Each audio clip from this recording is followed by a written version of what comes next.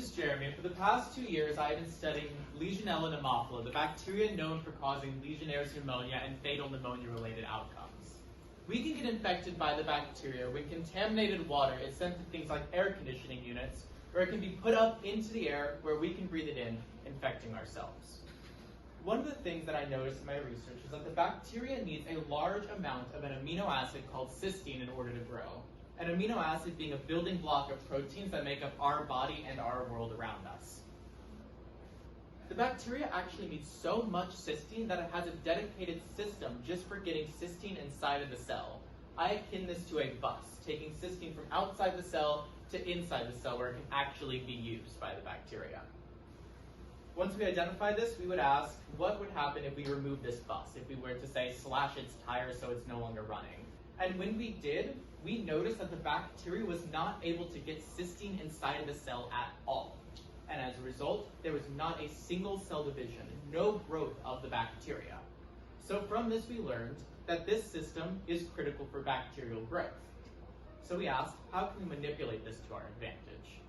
So we turned to another amino acid called serine. Serine and cysteine look extremely similar. I akin them to two twins just wearing different pairs of shoes. And since they look so similar, we hypothesized that maybe we could trick this system to taking in serine instead of cysteine. So when we did, we saw that cysteine could not get inside the cell.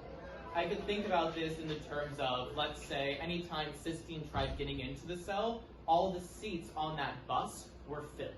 So time and time again, every time the bus ran, no cysteine could get inside of the cell, resulting in a reduction in the bacteria's growth. So let me tell you why this is important. If we were to go to the water treatment plant level and implement a step of increasing naturally occurring, harmless to humans amino acid like serine, we could reduce the bacteria's growth.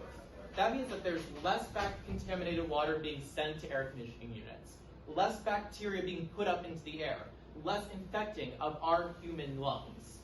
And as a result, just by increasing the serine concentration, we can virtually eradicate Legionnaires pneumonia. Thank you.